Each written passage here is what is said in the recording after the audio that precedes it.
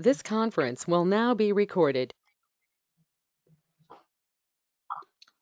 Sorry, Neil Eisner? Nope. He's on mute. I see him. Neil, if you could unmute yourself and just say here. Says I'm unmuted. All right, we can hear you. Excellent. Andrew Emery. Here. Emily Hammond. Here. Levon Schlichter, who is serving as an alternate for Hillary Mallour. Here. Randolph May. Here. Mitchell Plave, who is serving as an alternate for Bao Nguyen. Here. Rebecca Orban. Here. Nick Perillo. Here. Dick Pierce and Associated Cat. Here. David Fritz.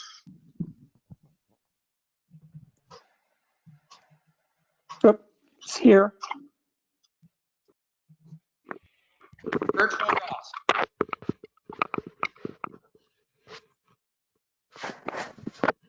I'm here. Thank you. Anna Shavers. Here. Noelle Green, who is serving as an alternate for Carol Ann Siciliano.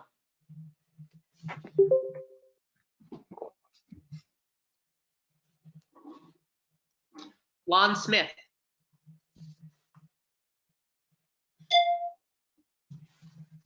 Kevin Stack. Hey, Todd, I believe Lon is here. I think he just unmuted. Okay, Yes. excellent. Great. Kevin, thank you. Robert Stone. Here. Tom Sussman. Here. Keith Tarbert.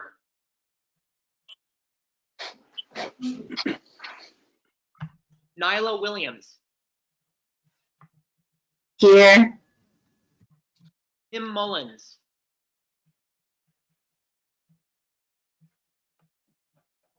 Brady Tonsing.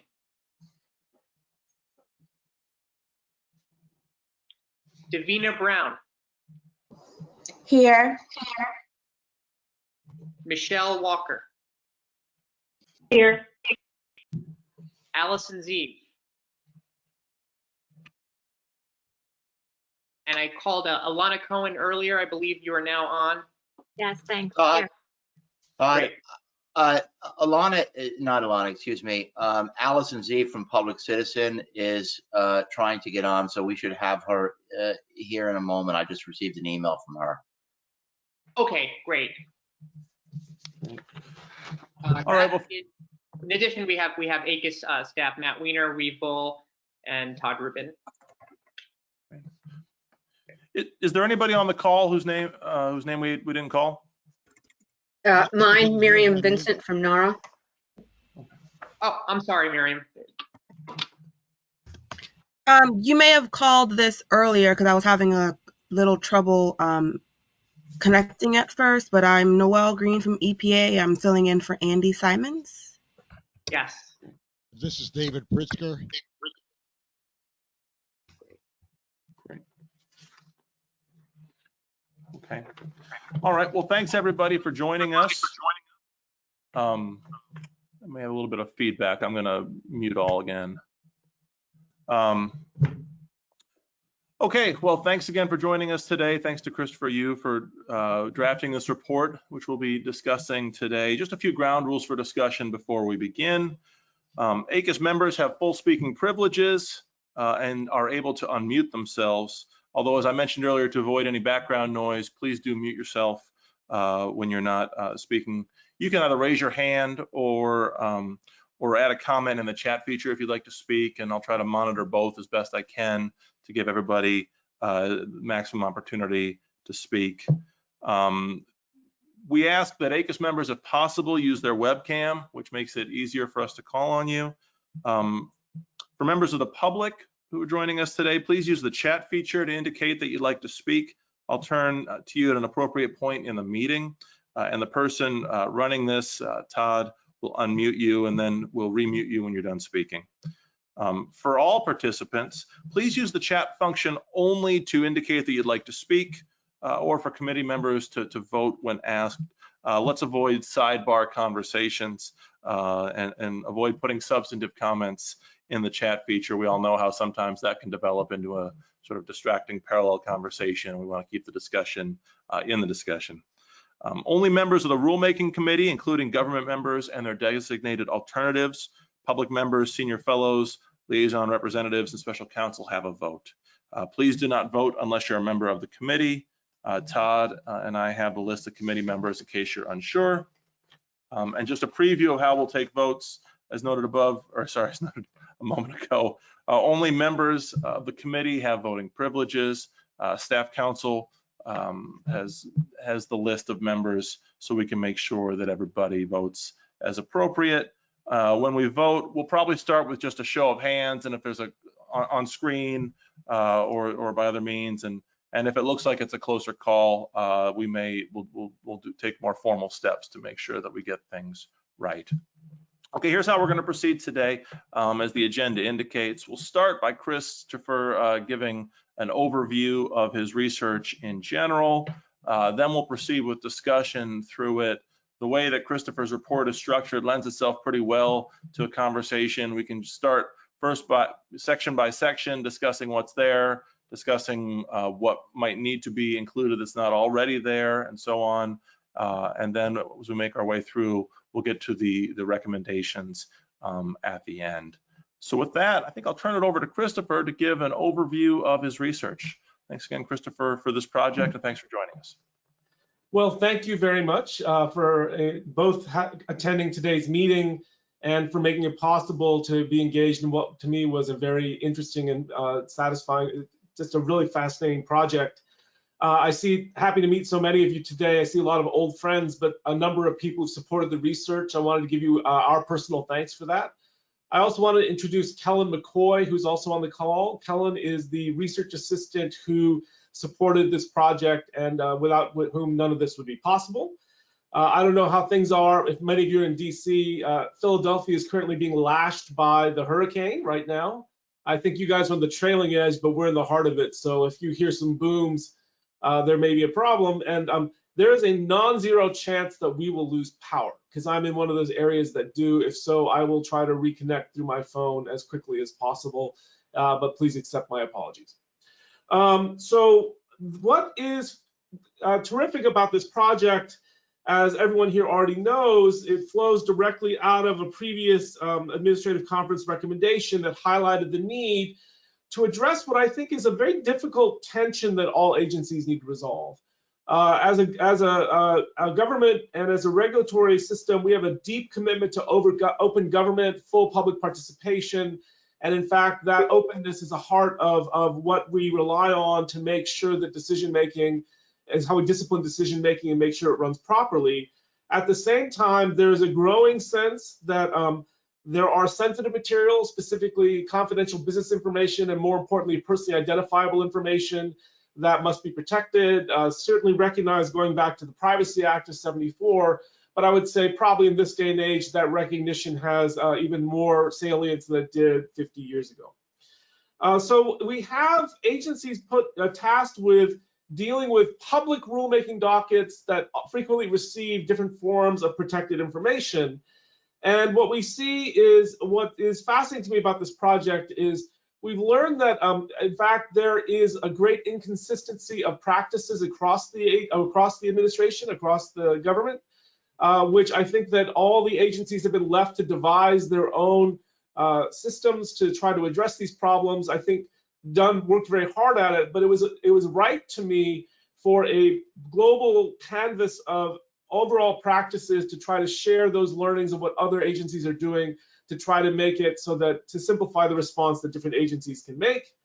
And what leaped out at me was two sort of flags, I would say, or three basic points. One is there are a number of legal guideposts coming out of law that can help structure and inform the kinds of practices and policies an agency needs to can implement. There are a number of what I think of as high leverage, low cost opportunities, particularly around notice, that have a chance to radically improve the way that we communicate with people submitting and improve the protection of protected information. And then the last thing I would say is, we learned that agencies vary widely in the frequency in which they encounter this type of information and the importance that this type of information plays in their decision-making processes. And so we're acutely aware of the need to be sensitive to the context that different agencies face, and that certain solutions may be more appropriate for certain situations than others. The heart of the analysis was the project was we were asked to do a survey of agencies, and we thank all the agencies that participated, without which this would have been possible. We, on our own decision, decided to expand the research to include a number of fixed sources publicly available sources that we could look at. Specifically, we looked at the notices of proposed rulemakings of all administrative conference members. We looked at all of the comment submission portals to understand what that looked like. We did a fairly extensive canvas of agency websites to see general notices they made about the rulemaking process. And we also looked at the SORNs published by all the agencies to see to what extent they disclosed it of all the administrative conference members, and some others that came to our attention too, to try to get a full sense of the disclosure and how much information is provided to the public or people submitting in the public dockets or participating in public dockets, how much information is given to them about how protected information is handled.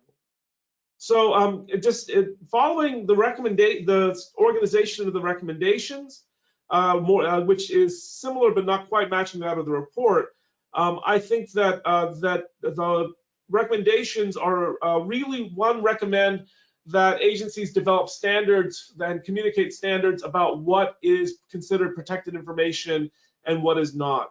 What came out from some of the interviews and these less formal conversations is a concern about irregularity within agencies, is that without clear guidance of what is personally identifiable information, different staff were applying their own personal sense of what was sensitive and what was not. And to me, just by creating clearer standards and communicating them throughout the agency, you will get a much more, and anyone who's dealing with these dockets, you'll get a much more uniform application of the law. And I think will be a tremendous relief to the staff who, when pressed to come up with their own standards, will do their best and work in good faith. But that's a big ask to do them, and it's not an efficient use of, it's an opportunity to leverage good practices across the board.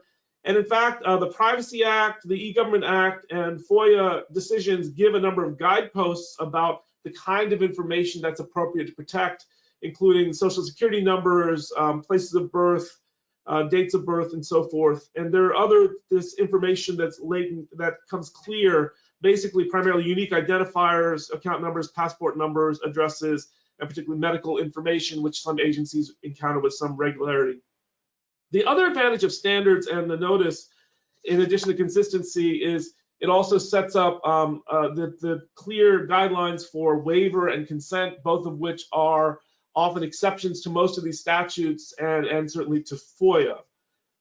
There is a recommendation that there be means to screen. We in the conversation screen comments for protected information. It's interesting, there are some dockets that receive agencies consistently receive very few submissions, so screening is not particularly onerous and is just handled by the rulemaking staff as it occurs. There are some other agencies who receive larger numbers, who face greater challenges, particularly with things that are like social security numbers, which are patterned and repetitive. There are some really great opportunities for computerized tools to greatly simplify this work. And that's one of the things that grows out of the recommendations, is that there can be some exploration, particularly at the cross-governmental level, to try to find ways to leverage the computing resources to make that easier. The next set of recommendations is on confidential business information. What we saw very clearly is that agencies vary widely in the frequency in which they receive this, and many agencies don't receive it at all, so it's not a matter of terrific concern. Some agencies that do receive it regard it as critical to their decision making, and in fact want to make sure that a sufficiently protected process exists so that the public will continue to submit that information. And so they regard having a good process for protecting confidential business information that is submitted is an important part for those agencies to fulfill their mission. The wide variation is reflected correctly, I think appropriately in the draft recommendation, really leaving it up to individual agencies and giving them more flexibility about how they fashion their policies. I will say in one of the interviews that we did, one of the agencies did reveal or shared with us what they regarded as aggressive assertion of confidential business information by certain commenters. Certain corporations would declare everything to be CBI and sort of put it on the agency to push back. As we've discussed in other matters, and the question that Dick Pierce brought up, this actually has a real danger to compromise the integrity of rulemaking processes. And so what happened, it was interesting, this agency sort of on its own motion began reviewing some of them and began pushing back. And I think that in certain agencies is something that maybe the harbinger of things that practices we may see develop in the future. What was interesting is also the processes for inadvertent submission and allowing, making clear explanations of how you get information removed. There are two main scenarios. One is inadvertent submission. I don't know what your experience has been. I have occasionally submitted into dockets and realized that I have made a mistake and was unable to withdraw something. And there is, to the extent to which that's not involving protected information, I can see why you would freeze a comment in place and require something that's been submitted to be posted. But if it does involve confidential information that's inadvertently submitted by a person, technically they have probably waived that right. But given that we don't want certain social security numbers out on the internet indefinitely accessible, I think that's appropriate. The other scenario that came up is submission of protected information by a third party. It doesn't happen very often, but if someone else submits your information, it cannot be construed as a waiver, and there needs to be a process by which that can be taken down. There is an element in the recommendations, recommendation 12 specifically, about the importance of describing any withheld material. And in the comments from Tom Sussman and Dick Pierce, which I think are both well received, with the permission of the committee, I will probably expand by a few paragraphs the report to emphasize the importance that in the event anything is redacted, it should be only partially so whenever appropriate, so with an emphasis on the fullest possible disclosure. And on the very rare instances, if something needs to be completely redacted, there needs to be some description of the material that has been disclosed. It really seems that all redacted comments should be published, and that's not as clear. And to the extent to which material is unredacted that would compromise the process, that is redacted that would compromise the process, either a summary description needs to be submitted into the process, or it makes clear that that things that are not available for public comment receive very little weight or no weight. I had this experience on a federal advisory committee myself. We were doing some survey work in support of that committee's work. The subjects were protected by an NDA, and we decided not to proceed with that work because they were concerned that the inability to interrogate the nature of the sources of information would compromise the rulemaking process and potentially subject to an arbitrary and capricious challenge down the road. Information that is not available to the public is problematic from a rulemaking standpoint and needs to be handled appropriately. And to close, I think is the easiest low-hanging fruit is that agencies they vary widely in the amount of what I think of as boilerplate disclosure about basic practices. The fact that comments will be posted, that there's an opportunity for anonymous submission, telling people not to send unique identifiers, that there may be redaction, and so on and so forth. There are obvious places reflected in the last recommendation, in the notice, in the portal for submitting comments, general email, website information about the notice and comment process. Many agencies, if not most, send emails routinely to people who submit comments to confirm that they've been received. It's also a natural place to put boilerplate notices.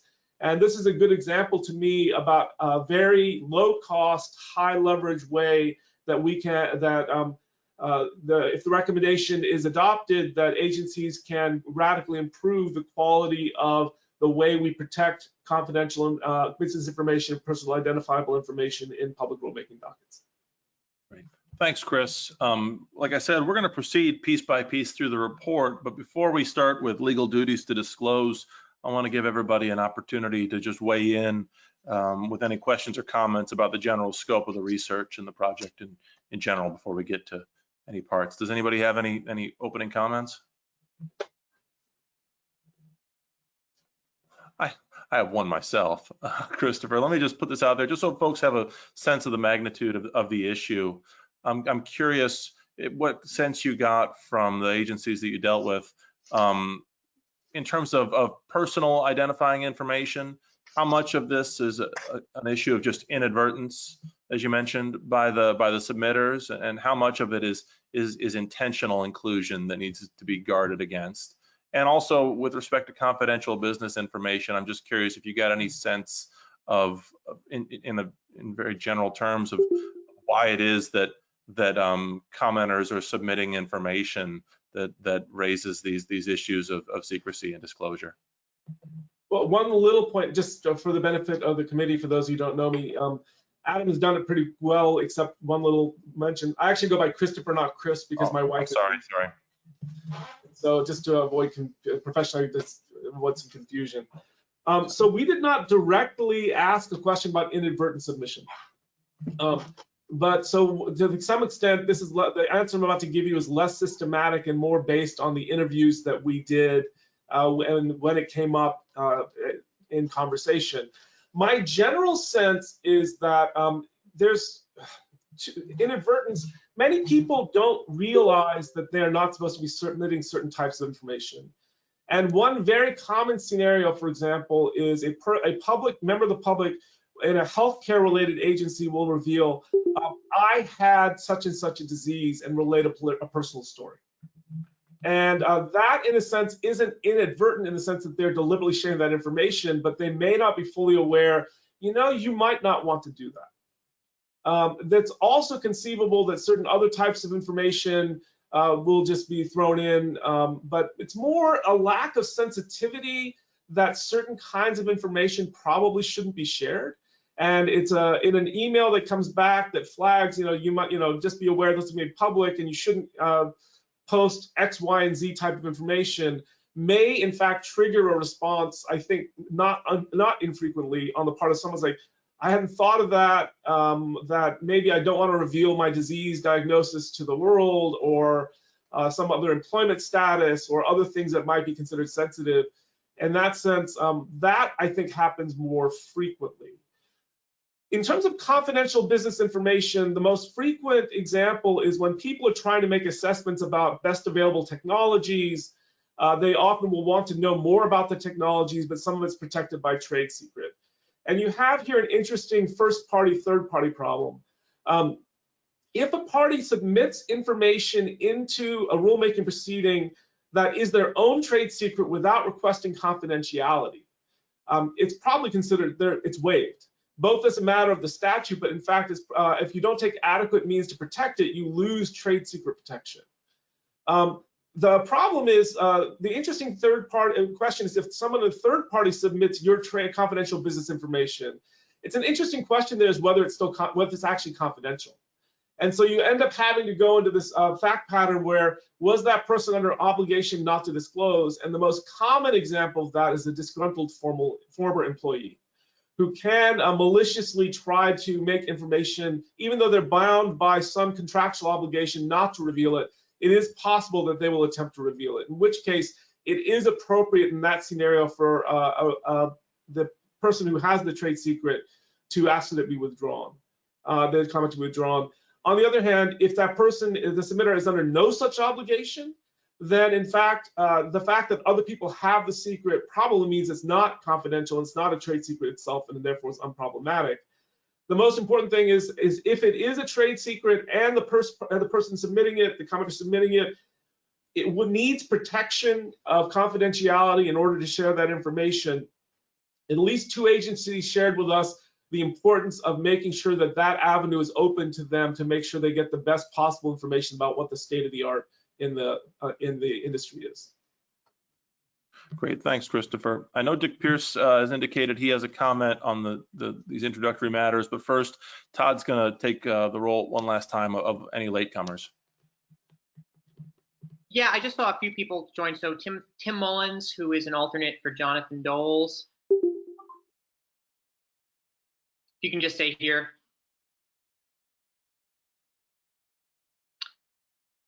Sean McGibbon was the ACUS General Counsel. And Allison Zeev. Hi, Sean. And Allison Zeev is an ACUS member.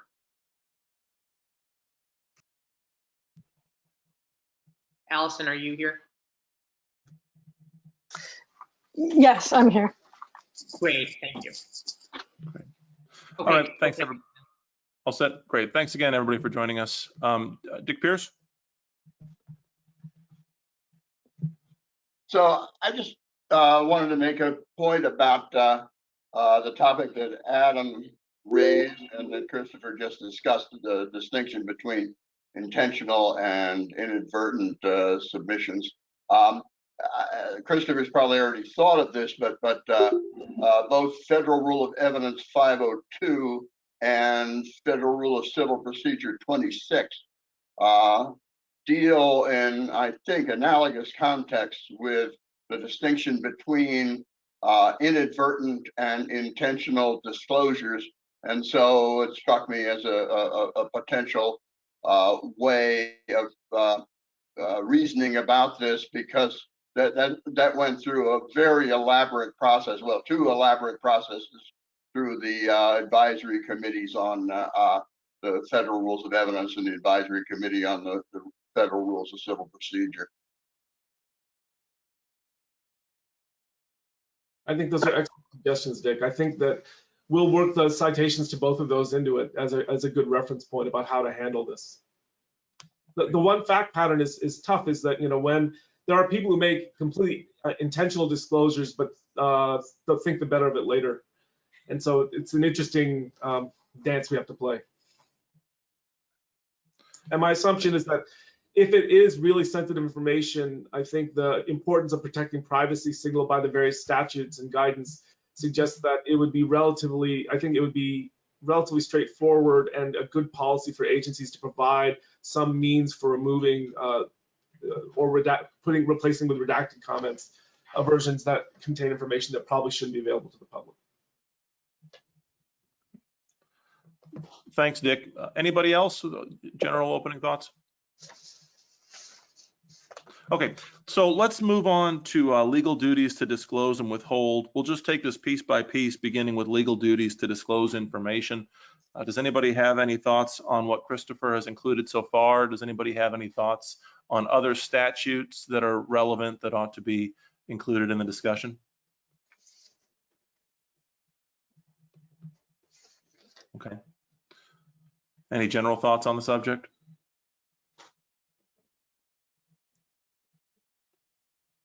All right.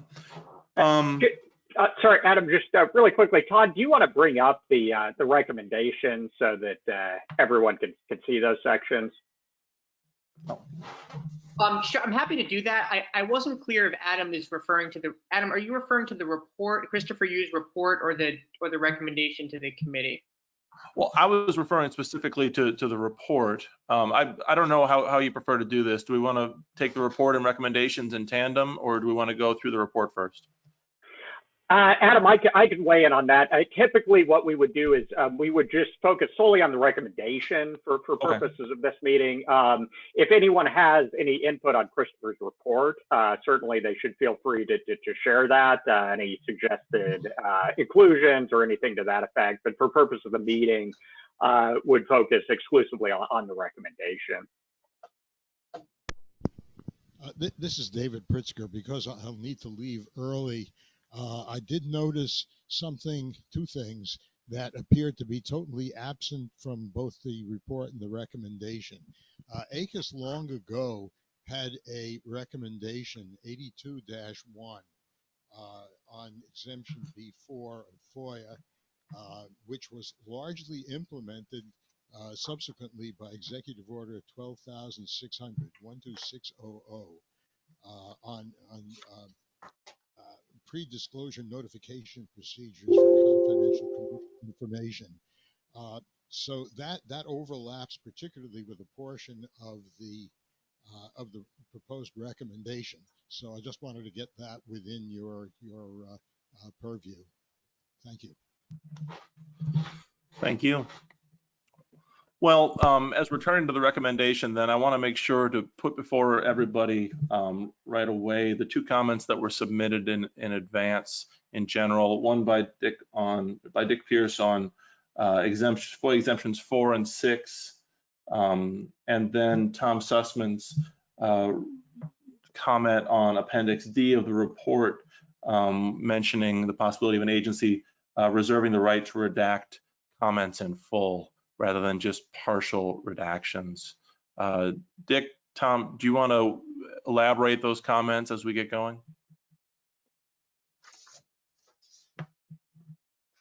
Sure. I just saw in the report on page 101 that Christopher refers to the question that I raised, which is, okay, so an agency receives something that's confidential, they treat it as confidential. They obviously can consider it, but the question is, can they rely on it? And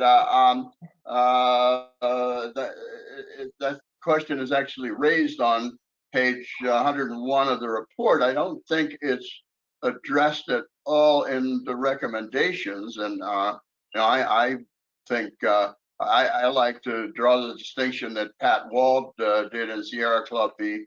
Coastal, that she actually borrowed from Paul Verkyle. This was in the context of the deliberative process privilege rather than 4 and 6, but that there's lots of things that agencies can consider but can't rely on. And so I think it's fine for an agency to consider something that is submitted confidentially and that the agency appropriately treats as confidential and doesn't disclose to the public, but not fine for an agency then to attempt to rely on it, that the agency has to be able to support its rule solely with publicly available information. I take that personally, a comment as very well received, Dick. I think that I would like to adjust the report to reflect exactly the kind of line that you'd suggest. You know, the tone of the report is that, you know, the thumb should be on the side of disclosure. And in rereading the report and looking at your comment, when we talk about redaction, it's appropriate for us to go back to some language re-emphasizing that any redaction should be taken into to the minimum amount necessary because of this background principle of as full disclosure as possible. And going into Tom's comment, you know, to the extent to which something in the very, very rare circumstance is you use that language to minimize the extent to which something would have to be completely redacted. And to the extent to which something is completely redacted, let's say it's just a complete list of social security numbers, some sort of description of what that pulled material is needs to appear in the record, just because to maintain the integrity of the record. But I agree, based on the law and my own experience working with other administrative agencies, if something cannot be subject to the interrogation of notice and comment, it is not a proper base. An agency that relies on something that is not subject to full interrogation risks having their rule invalidated as arbitrary and capricious. That's very clear. Wait, Dick, did you have any further thoughts on that, or should we move on to Tom? Okay, does anybody else have any thoughts on the distinction that Dick has raised between agencies considering materials but not relying on them? Okay, well, let's move on to Tom. Kevin, do you have a comment?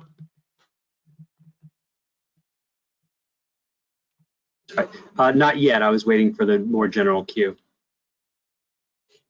Okay, well, we'll go first to Tom's comment then. Tom, you submitted a comment on the question in general of redaction as described in Appendix D of the report. Do you want to describe that and give your thoughts? Yes, I think that the draft or the full recommendation that came out later actually addresses it, which is I was concerned about the implication that the agency could redact an entire submission.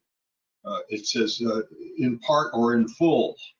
And I think that substituting, as the recommendation finally does, a requirement for a summary of the comment, if redacted, takes care of that problem.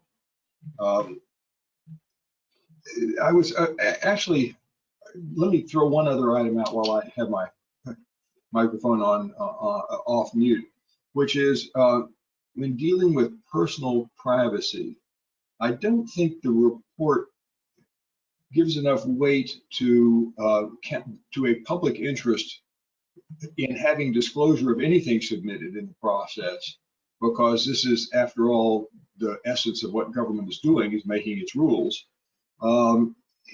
Just as the sixth exemption requires a clearly unwarranted invasion of personal privacy, which is not just an invasion of personal privacy. And I think that the comment generally, when it deals with privacy, tips towards confidentiality for privacy, period, without acknowledging that it needs to be clearly unwarranted, that is, to outweigh any governmental or public interest in disclosure. So I haven't gone through to try to see how to deal with that in the text, but I wanted to throw that out because it kind of permeates the discussion of personal privacy. So Tom, I think we're on the same page in terms of the overall direction. And I take your comment of going back through the report more than the recommendations to make sure we keep hitting that note. And we try to frame it that, the Supreme Court's made very clear that the thumb needs to be on the scale of disclosure. There's a huge policy in favor of disclosure. And that the extent to which, I took it sort of as any derogations from that should be limited, but I think it's entirely appropriate to just reinforce that. What's quite striking to me is there's actually very few cases involving the rulemaking context, and they're both district court cases. But the one that always struck me that we discussed at some length is, people have said names and addresses are problematic, but there was a district court decision that clearly said knowing who the submitter is by name can be an important part of knowing how to weigh the comment and how to understand what it means. And they said, well, I understand this is a little bit sensitive, but the court said, you got to disclose this. And so I think that makes the point you're making, Tom, that very clearly that there are, even in the situations involving personally identifiable information, there are many situations in which the need for public disclosure and public participation outweighs whatever privacy interests are at stake. And I think it's helpful to go back to the report and make sure we don't just cite that up front as a general principle, but invoke it as we go through each of the places where it arises. Thanks. I agree. Thank you. Kevin Stack, you're next in the queue.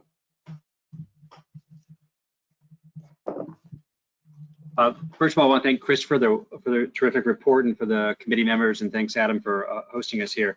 I had a couple of comments that I think are largely terminological, and I'd be interested in your reaction to this. So I think one way to get into them is if you look at turning to the recommendations. In recommendation one. Kevin, I'm sorry. Let me just 1 second.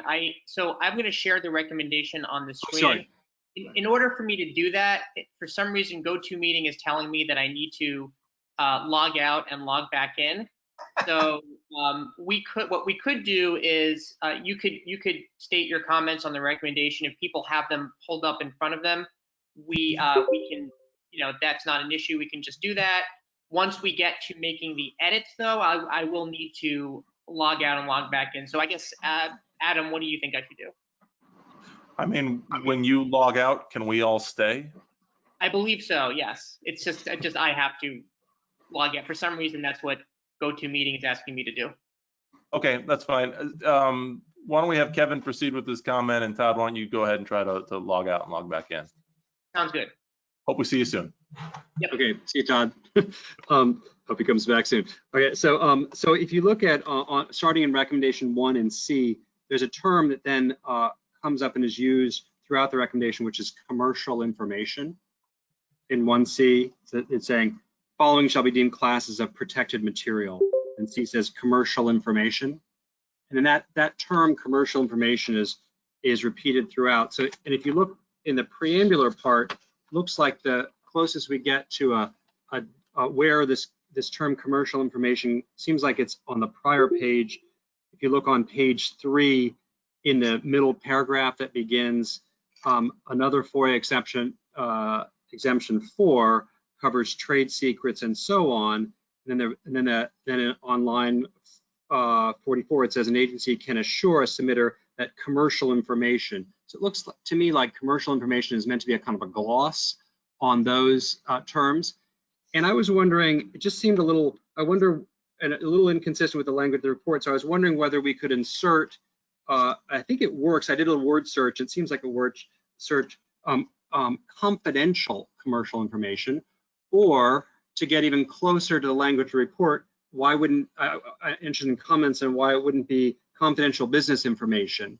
So that was, because it just seems like throughout commercial information seems broad, but we're really meaning to indicate confidential commercial information. So my first thought is whether the recommendation should be modified to it either be confidential commercial information, or I think even better, closer to the report, confidential business information. So I just want to make sure, can everyone see the changes that I'm making? Or Adam, Adam, are you able to see that? Yeah, I can see it. All right, then I'll zoom in. And if you can't, let us know. It's repeated, 12 or 15 times below the term confidential information. So it would be I don't know what, I guess I don't have a stake in confidential business information versus confidential commercial information. I guess I would tend to stick with the language of the report and the language we've been using, but I don't know. So that's a first suggestion, which would be to replace, to add one of those designations, and it's importantly confidential. Christopher, do you have any thoughts on that? I think that clarity is important. It is, the recommendation and report are technically freestanding documents, so it's not formally required, but I think it is a good idea. CBI is a frequently used term in the literature, and I think it would make the recommendation clear to follow Kevin's suggestion, but that's ultimately a decision for the committee. Kevin, can I ask you a question about this quick? Yeah. This is Adam. I do recognize confidential business information is sort of a term of art that probably captures what we're talking about here. But just flipping back to the text of FOIA exemption 4, which seems the most relevant here, it occurs to me that exemption speaks in terms of information that's privileged or confidential, and I wonder if using the term confidential here to summarize everything might imply a distinction that leaves privileged out. I wonder if, on the one hand, we could pick a more general term like protected or something, although using the term protected kind of begs the question. On the other hand, I do agree with you that confidential business information is already such a recognized term that that might well be the right way to put it. Does anybody else have comments on this? This is Alice, and I'd like to comment on it. Can you guys hear me? Yes. So I noted that the same thing that Kevin did, that the word confidential is, once you get past line 42 on this page, the word confidential mostly drops out. And that concerned me particularly in the recommendations, which assumes that commercial information may be protected from disclosure, even if it, without including the word confidential. And I think that's just not the case. As for privileged, I wouldn't be too concerned about that. First of all, the privileges are waivable if you publicly submit them, disclose them. But all the FOIA exemption 4 cases are really about confidential commercial information. When they're trade secrets, it's just an easier call. And also, if it's trade secret, it's necessarily going to be confidential commercial information.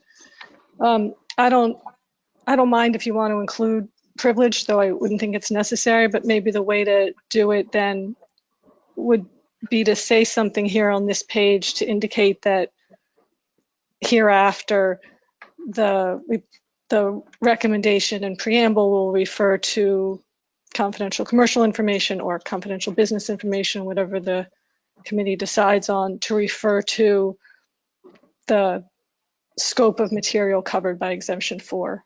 That just, you can be a little more precise later, but I would really want whatever term we use to refer to exemption 4 material to always include the word confidential.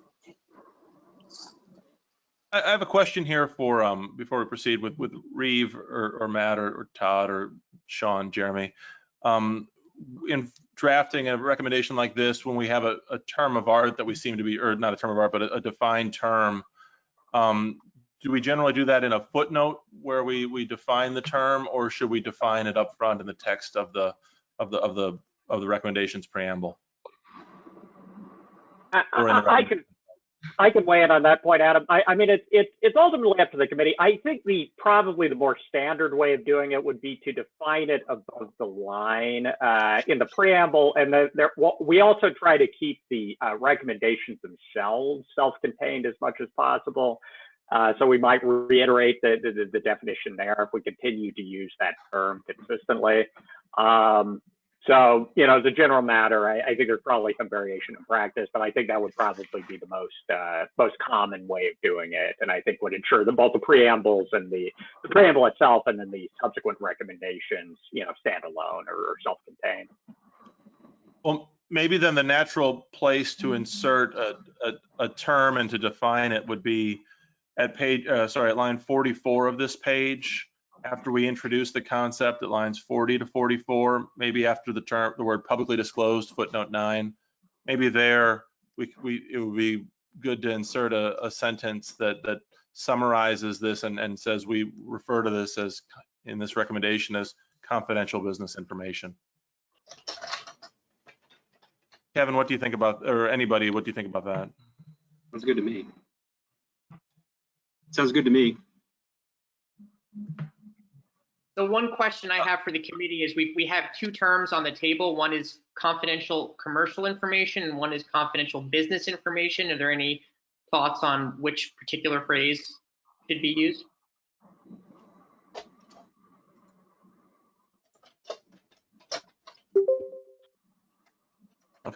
Christopher, Kevin, if anybody has comments on that.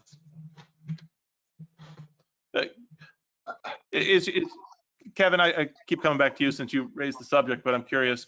You think that just relying on the more common term confidential business information would risk inadvertently keeping things off the table?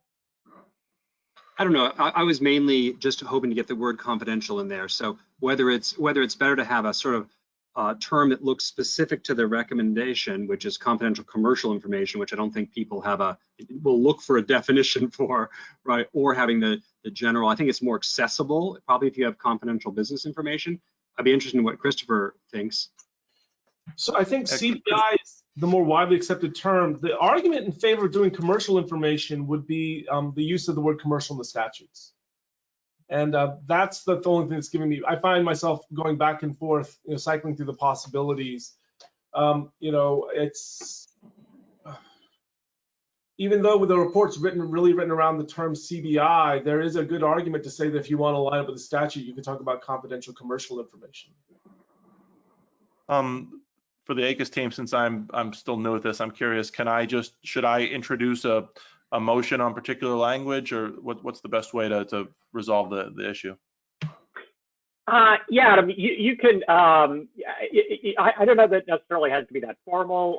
If you just want to maybe get a sense of the committee, if, you know, people prefer one or the other, if it's evenly divided, then yeah, we could basically, you know, introduce some resolution to vote as to one formulation or the other, or if people just generally, you know, prefer one term or the other, if you just want to sort of get a sense from the discussion which people prefer either approach. Hale, I don't think I get a vote on anything. This is Allison, but so I just want to say before you choose that because this paragraph is about exemption 4, which does use the word commercial, I just wonder if it might cause some people to wonder if we use the word business instead if we're drawing a distinction, or is there a distinction, or are they synonyms? Using the same word just might avoid any questions, but I don't think there's a ton of space between them. But anyway, that's my thought. Yeah, that's a well taken point. I think maybe what I would suggest or put out for a sense of the committee is after that, the footnote 9, maybe just a sentence that says this recommendation refers to these materials collectively as confidential commercial information, and then to proceed thereafter using that term.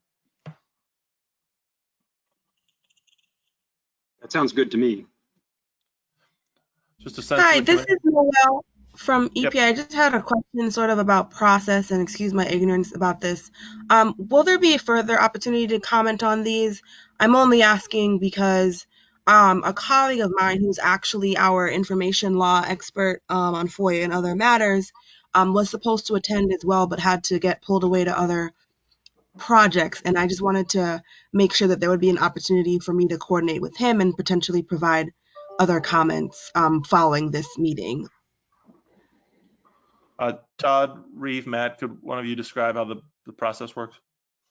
Sure, absolutely. So yes, Noel, there will be, Todd, correct me if I'm wrong, 2 additional meetings scheduled. So if your colleague wants to provide those comments, you'll definitely have the opportunity to raise them in a subsequent meeting of the committee, or you can also file a written comment for the committee's consideration if you like. That's correct. There are 2 additional meetings. Yep. All right. Noelle, does that clear that up for you? Yes, it does. Thank you. Thank you. Okay, so the text that I sort of threw out there was the recommendation refers to these materials collectively as confidential commercial information. It might be good to put that term in quote marks. Do folks have any thoughts or concerns about that? Hi, this is Rada. I'm a proxy for Peter Constantine today. I was just wondering, I'm no FOIA expert, but I see the language of the statute is commercial or financial information that would be confidential. So if we say confidential commercial information, are we excluding any confidential financial information? Would that be separate? You know, my own sense of this is that since we outline the terms in the lines before, where we say commercial or financial information, and then we say here explicitly we're referring to these as, in quote marks, confidential commercial information, I think that wraps everything up into one basket. But again, do others have any thoughts or concerns about this? Dick's giving us the okay sign. That's a vote of confidence. This is Anna. I agree with that suggestion also.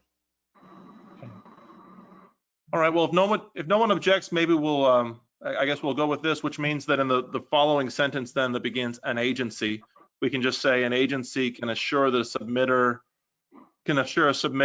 that confidential commercial information will not be publicly disclosed, et cetera. And we'll just need to make a conforming edit throughout the remainder of the document. Okay. All right. Kevin was sorry, please go ahead, Kevin. Is that you or somebody else? Yeah, I don't know. I have a couple of others. I don't know, should I do them now or wait till the end of the queue? That's what I was going to say was Kevin, do you have anything else? Yeah, I was wondering also, there's a language, if we actually begin looking in recommendation paragraph 1, this is on page 4, line 76. It's the same commercial information provided to the agency under an assurance of privacy. And then the language of privacy gets repeated a couple of other places, privacy or private treatment. I was just wondering whether the language of privacy as opposed to protection from disclosure.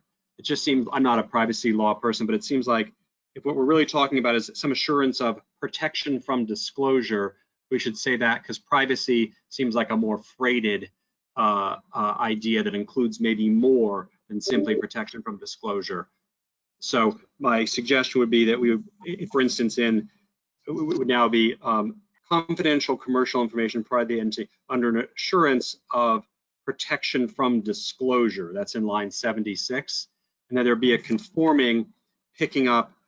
There's a couple of other times where privacy comes in, and I think it works to say, if that's what, I'm just putting this out for a suggestion, there's one point where it's referred to as private treatment, and we could say as protection from disclosure. So that's my suggestion.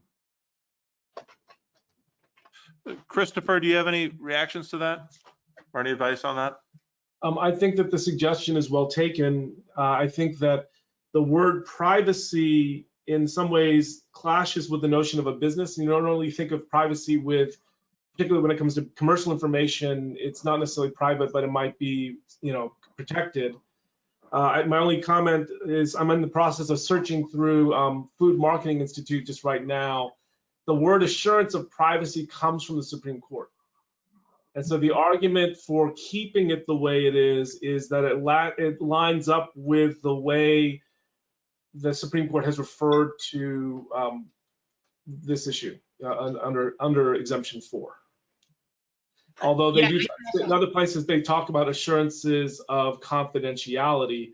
And the assurance of privacy is only in the very last paragraph of the majority opinion. They don't use it consistently throughout the entire document. So I don't think because the Supreme Court used it once, we're wedded to it. And I think that, in fact, invoking the notion of privacy creates more confusion because it starts to go into the PII side as opposed to the CBI side. So I actually like the direction of what Kevin is suggesting without, but to me, the real issue is moving away from the language of privacy and being consistent throughout the document.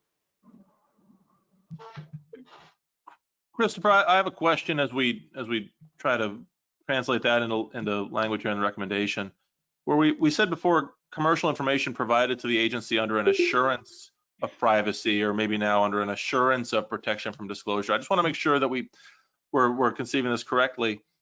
Are we saying that these are materials for which the agency has already given an assurance and now they're deciding what to do with that information? Or are we saying information that was submitted by parties who seek an assurance of protection from disclosure or privacy? By my interpretation of the word assurance, it's the assurance given by the agency subject to all its caveats. And under the suggestions, we're telling them that just because you say it's confidential or it's a trade secret, confidential business information, doesn't mean we're going to accept that at face value. And there, I'm really thinking about the abusive case. Someone insists that everything is confidential in an attempt to try to keep it all protected, or makes excessive claims about things that should be protected. So when I think about the insurance, it's not, oh, I'm promising to make it completely confidential under all circumstances. It's subject to the caveats of whatever review process the agency is going to apply. Okay. I just want to make sure that we're not suggesting here that agencies can sort of front load an assurance of privacy that then binds them later on beyond the specifics of the recommendation. I don't know if anybody else has thoughts on this question or on Kevin's suggestion. I think you're well taken, Adam. Just that underscores the need to me to be clear about the disclosures about what you're actually about what anonymization or confidential submission really means. By the way, everybody's on my screen with the shared document. Everybody on my screen is now like a minuscule tiny face, and so if anybody's trying to raise their hand, I might not be able to see it. So feel free to speak up or to signal something in the comments for the chat function. This is Allison. I think from the Supreme Court's decision in Argus Leader, it's clear to the extent anything is clear, that the assurance has to precede the submission, because the idea is that if a company submitted something without an assurance of privacy, then sort of all bets were off. They couldn't count on it. And so the idea is that the agency had told them that they would hold it confidential. That doesn't mean, I think, that the agency can't say, we will hold it confidential as long as we agree with you about X. But it can't be that the submission came, there had been no discussion of confidentiality, and then a month later, the agency decided like, hey, why don't we consider this private? But so the agency can do that though through its regulations, or by in the Federal Register notice where it's submitting comments saying that if you mark it as confidential commercial information, we will hold it private and we won't post it until we've had a chance to review it. However, if we disagree or something. So they don't have to bind themselves forever, but they do have to provide some assurance in advance. I mean, what if maybe we could thread this needle by saying something like commercial information provided to the agency under an assurance that materials might be protected from disclosure. So it's an assurance of possible protection. I don't know if this is getting too far. I mean, obviously that then sort of walks away in part from the Supreme Court's language. Kevin, Christopher, anybody else have thoughts on that? So an assurance. Yeah. The first reaction is to agree completely with Allison, and if not even stronger. My reading of Food Marketing Association is if you submit a confidential information without invoking procedures, the person submitting it's waived them. And so that, it's an absolute requirement that you can't do that. I think that one way to think about this is instead of assurances of privacy is you link it back to the notice procedures that we're going to later discuss in recommendation 13 and mimic whatever language we put there about in 13 they're saying the agency should disclose to people the processes by which they can develop, get some form of protected treatment, protection from disclosure, and just say assurance, commercial information provided to the agency under the agency's procedures for protecting information, something that would match those languages, or published procedure. I'm trying to think. But that way you can actually make it refer to the disclosure later and make it line up a little bit better. Okay. Could you maybe boil that down one more time to language here? Commercial information provided to the agency under an assurance of privacy pursuant to the agency's published procedures for protecting information. I would actually, what I'm just thinking is to make that even simpler, I assume confidential commercial information provided to the agency under the agency's published procedures for protecting information. Yeah. That sounds good to me. Todd, maybe we'll put that version up on the screen. So just, do you see where we've got this? Yeah. Okay. So we have three potential options for this sentence. I want to say right off the bat, I'm withdrawing my suggestion. I think that what Christopher described was an vast improvement on mine. In that case, we have two potential options. One was from Kevin Stack, which would read commercial information provided to the agency under an assurance of protection from disclosure. And then Christopher / Adams would be commercial information provided to the agency under the agency's published procedures for protecting information. Kevin, does Christopher's suggestion solve your issue? Yeah, it does. I was just concerned about the privacy language, so it does. Okay. All right. Kevin, did you?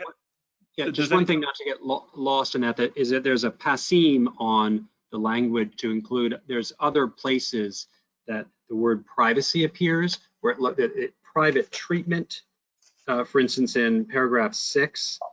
I think that we mean there some form of protection from disclosure, however you want to indicate that. I don't think private treatment seems maybe to bring in other issues, and that's in paragraph 6. It's also in 8, and there's also a couple of references to privacy in the headings.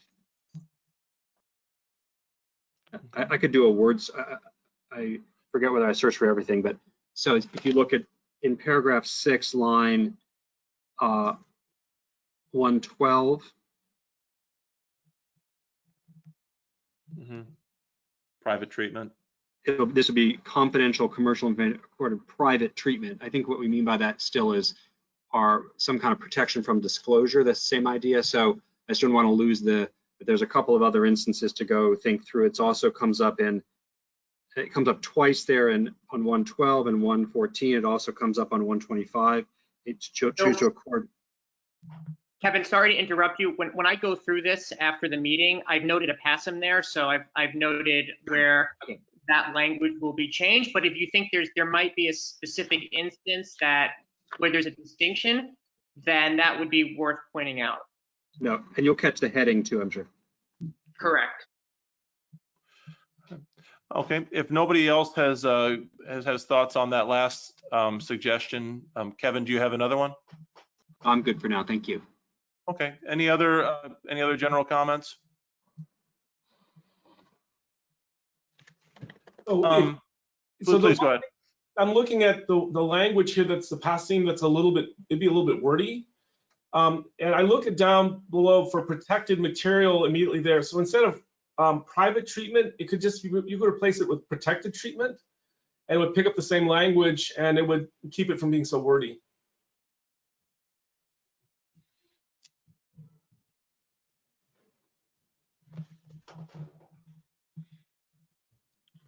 Okay, thanks, Christopher.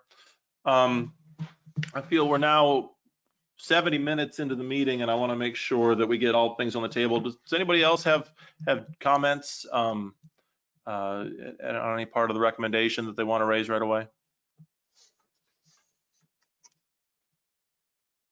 This is Allison again. I do have one other comment, but if we're going to go through it from beginning to end at some point, I can wait. Why don't you, since we're already kind of jumping around a little bit, it might be just good to get things on the table. Please go ahead.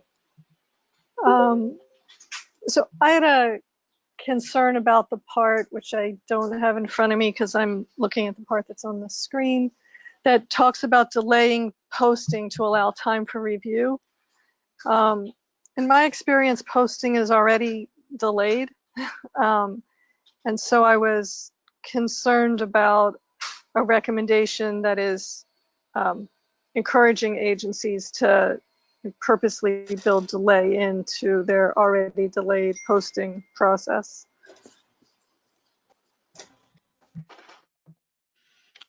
I'm looking for this one. Is this in paragraph? Yeah, is this on paragraph 9? Oh, there it is. Yeah. Does anybody else, particularly folks from agencies, have thoughts on? Can I ask a question about that? Sure. Who's this? This is Emily Bremer. Oh, thanks, Emily. So my question is whether the existing delays are delays that fit into this category, and if so, would it be good to address it, but somehow communicate that if a delay is required, it should be shorter than it is presently.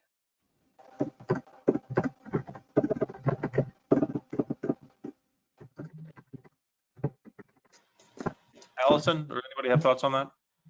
Yes, this is Rebecca Orban. Can you hear me? We can hear you. Great, thank you. So I wanted to speak to this, and it kind of, there's a thread of this issue throughout all the recommendations, which is that screening and redacting and summarizing require agency resources, right? If there's a human person sitting behind the screen who has to read all those comments, we do it already, and they are redacting, that's the delay to post, right? Is that somebody's reading it, and then they push post, and then it goes.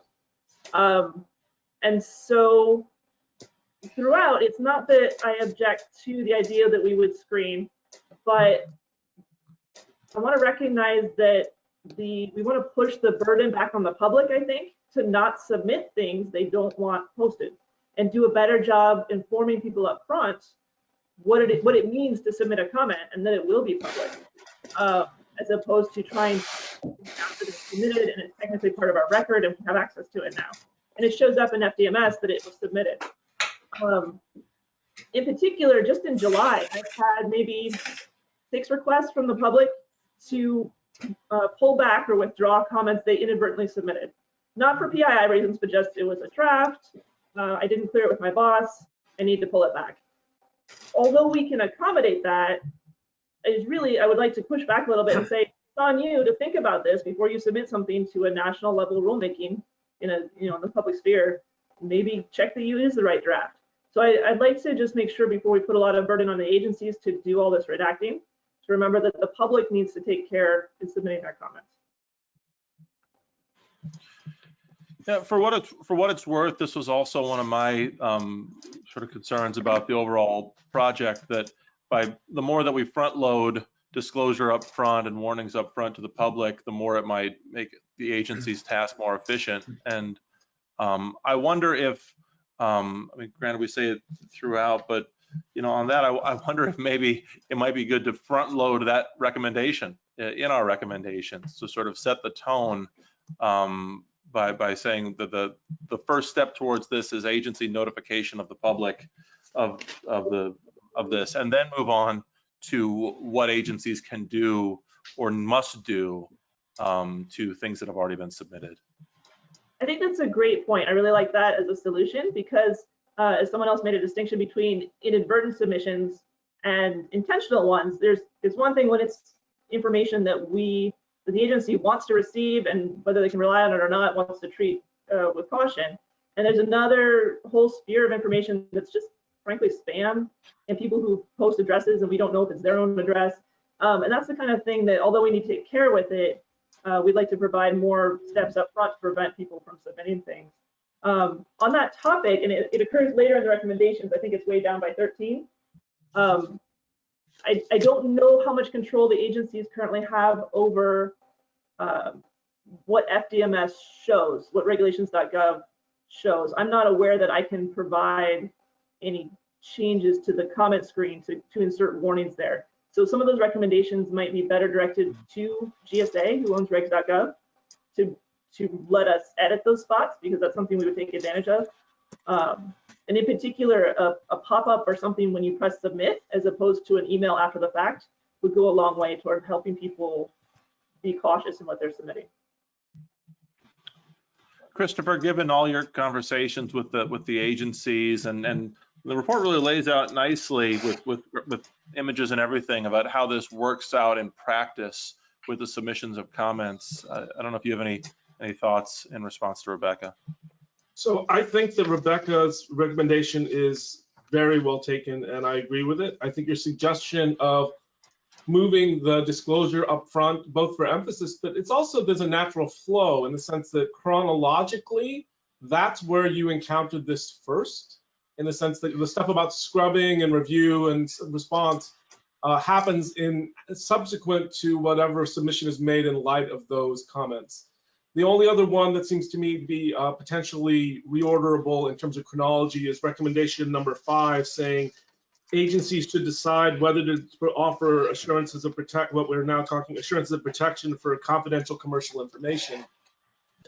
Seems to me precedes all the subsequent post-submission decisions about scrubbing and requests for takedown and so on and so forth. And so if we were to think about this as a chronological layout, I think it would personally, there's an argument for making it flow better that way. I think that that it's a real concern to try to keep the burden off the agencies. And the idea of doing it, I actually don't think that, the one thing that I'm thinking is, I think a pop-up is a great idea. And some agency websites, as we talk about it, do that. You do occasionally have some technical glitches with pop-up blockers and the like. I actually don't see any reason not to include it both in some sort of immediate notification. It doesn't have to be a pop-up. It can be a submission screen, which doesn't raise the pop-up problems, but in addition to the email. So in a way, it was suggested that would be better than the email. I actually don't think it's particularly onerous to include it in both, because that'll be standard language. And I agree, it has to be done with GSMA. It has to be done, generally through them. But just to put people on notice as much as possible on an automated way is a great way to get this information out beforehand.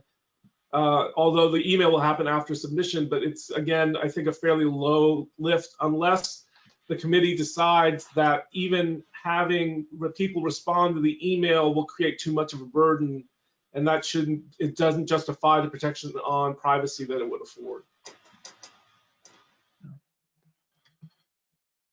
I mean, as we mentioned this, I suppose we can't get past, we shouldn't breeze past the fact that, as Christopher notes in his report, oftentimes protection and privacy, it's not just a matter of agency grace, it is a matter of, in some cases, of statutory entitlement. And so I don't want us to be too glib and breezing past, not saying anybody's being glib, but I don't want us to breeze past this too quickly. While at the same time, I agree, front loading the communications and maybe even having a checkbox option saying, you know, the submitter is requesting protection or private treatment, would allow for sort of a yellow flag that would funnel the much smaller subset of submissions to the agency for direct review.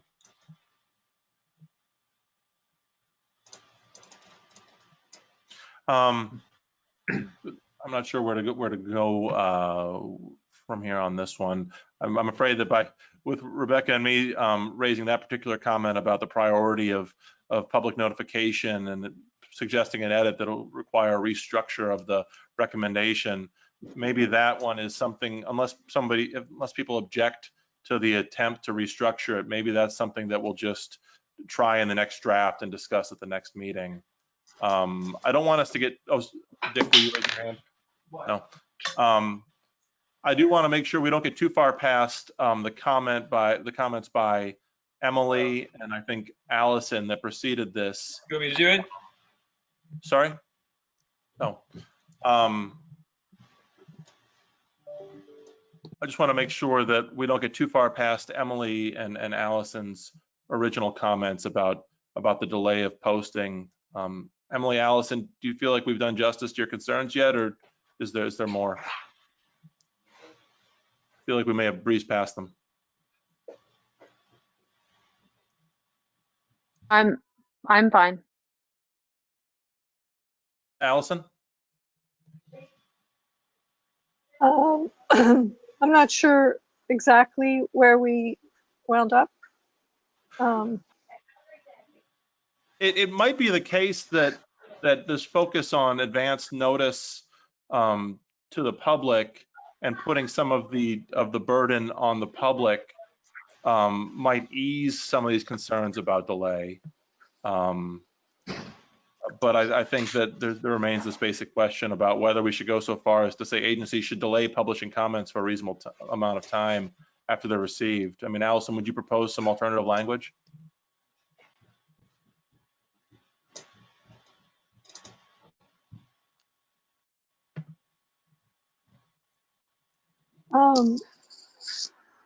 Well, number 9 is about personal information as opposed to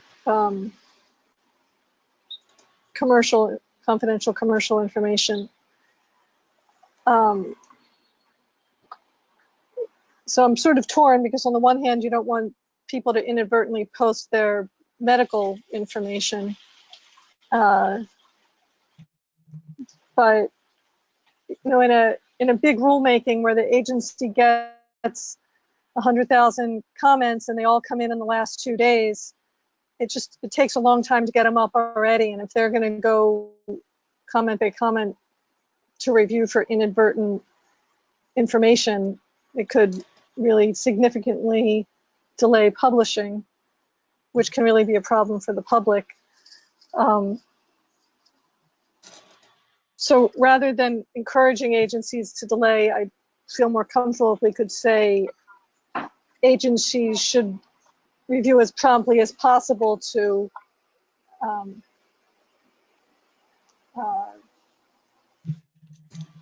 ensure, to review for something about, to check for inadvertent personal disclosures while without impeding the public's right to access the information in a timely manner. I'm not sure I got the wording just right, but that's the concern, to sort of encourage them to move, not encourage them to delay. Dick, I see you raising your hand. Dick Pierce, do you have thoughts on this? Yes, I mean, the more I think about this, the more I agree with Allison, but I'd actually go the next step and just delete that last sentence, because I think there already is, as Allison has noted, a problem of agency delay, and I don't think we want to increase that problem and provide additional justifications for agency delay. So I think just putting it on the submitter initially, and then providing an opportunity for them to ask that it be taken down, that's fine. But encouraging the agencies to delay some uncertain amount of time to await such requests, I agree with Allison, and so I just get rid of the sentence. Christopher? So I just wanted to share with you a little, an additional part of research that we did after the report was submitted at the request of Todd. And Todd, I think, had already focused on this issue somewhat and asked specifically for us to look into what agency practices were with respect to how quickly they post. And what I would say is the practices vary widely.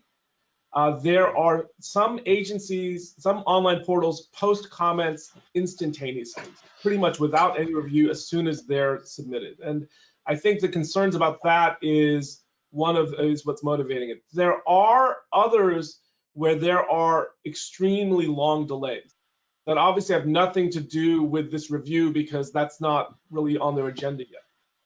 And so I think that those problems are really independent of what we're talking about here because they're not about scrubbing it for the information. And so to the extent which it helps the committee, there do seem to be portals that put things up as soon as they're submitted, which I think is what raises the concern that maybe some people wouldn't be able to take it back. I take seriously the question, well, on some level, they have some responsibility for having posted it, unless it was posted by a third party and they become aware of it later. But if they become aware of it later, there's no way they're going to find out about it until it's probably posted. I can see the compromise that Dick's saying about taking out the language altogether. The only question there is, do you want to prohibit portals from posting things as soon as they're received? And there's two answers. One is it preserves an opportunity for someone to withdraw. On the other hand, if you put sufficient notice to people about what they're doing before they're posting, you put that on the responsibility on the poster, and whatever minor time they are exposed from the time they posted it until it's taken down is essentially their responsibility. And I can see that as if really to go back to the case, the concerns that Rebecca and other people made about not making putting as much of this on the the commenters as on the agency, that's a pretty strong argument for following Dick's suggestion.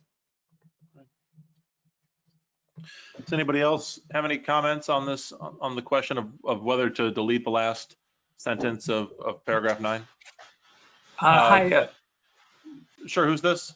This is Tim Mullins with DOT. Okay, great. Well, it'll be Tim, and then next will be Andrew. Okay, I just want to express my agreement with the decision to remove this and also some of the language up front about pre-screening comments. Our Dockets office, so this is done by our Dockets office, not by our rulemaking staff. That's another important thing to remember. They were pre-screening for profanity for some period of time a few years ago, and it like broke our process. It was leading to days and days and weeks of delay before they were posted, before we saw them. It really, who is it benefiting? I don't really know. So anything, it's not just the time and the resources. It just when you have a large rules and you have more than one rule going on at a time, and that's what DOT ordinarily does, you end up with these delays that are just enormous.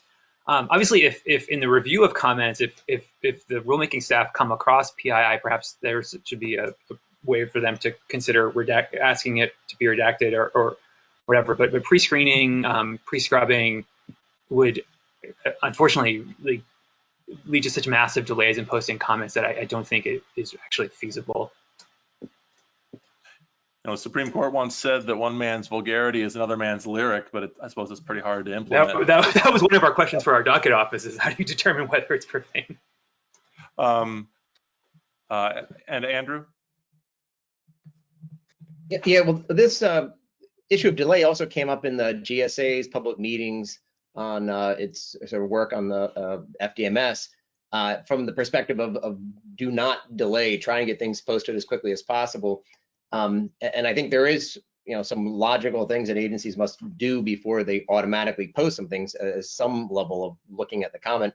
But I completely agree with Dick's recommendation to delete that second sentence, because particularly if it's a situation where someone inadvertently posts something in the public docket, most agencies' proposed rules give some instructions about how things will appear in the public docket. FDMS, I think, makes such statements. And so if someone makes a mistake, I think it would be incredibly time waste and burden on an agency to something the agency have to have process just to make up for the fact that some commenter made a mistake and posted something they didn't want. So I think we need to come up with a good common sense approach to avoiding any unnecessary delay in getting comments posted to the docket. I noticed that the sentence we might delete, it used terms like sufficient opportunity, reasonable amount of time. I wonder if we delete this sentence, we ought to include in the remaining sentence the word reasonable before opportunity. Agencies should give submitters a reasonable opportunity, or maybe that's granting too much. I don't know if anybody has thoughts on that. Well, let's maybe we'll bring this point to a close. And does anybody have comments in favor of maintaining that sentence? The second sentence of paragraph 9?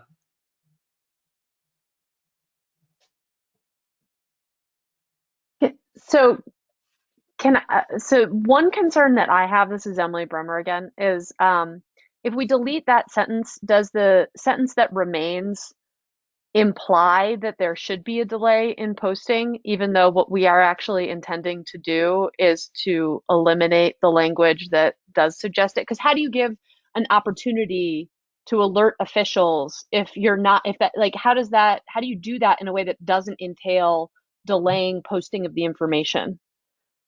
So I guess if the intention is to discourage agencies from delaying posting, then maybe we should be explicit about that. For what it's worth, it might be resolved by looking at paragraph 10, right, where we say inadvertently submitted is not publicly disclosed, or if already disclosed, is removed as promptly as possible. Right, so it sort of makes clear that there might not be a delay, and that if you submit something, it might slip through the cracks, which again will sort of put more emphasis on the public the public's duty to be careful about this in the first instance, and then make clear that the remedy might be either a delay in posting or as quick action as possible to take things down afterwards. Adam, if I may? Please. So one of the motivations behind this entire discussion is some commenters who wished to request something be taken down, didn't know to whom to send the request, and had to hunt for it. And so part of it is that if this procedure is going to exist, is to regularize it, standardize, and make it clear to people in event it happens, particularly with an eye towards third parties, because the first time they'll be aware of it is when they posted it, and you can't really talk about waiver or putting it on them. And so the idea wasn't so much to make sure that there was time for that, but as to the part of the research that we did really said if there needs to be a process by which this happens, and it needs to be disclosed to the public in a way that allows them to avail themselves of it. And so I think, in answer to your question, Emily, the number 9 serves a purpose independent of the timing by making clear that there needs to be a process by which people can request this to be taken down. And I leave it to the committee to decide whether that creates, by implication, that the agencies have to provide that opportunity before it's posted. I don't think my read is saying you have to give them an opportunity to tell them that there's something that shouldn't be up, that shouldn't be up, doesn't necessarily imply that it has to be done before it's posted. I will say, if we follow Dick's suggestion and take out that sentence, the heading in bold above it the thing between the commas before the agency publishes the comment probably needs to be removed as well.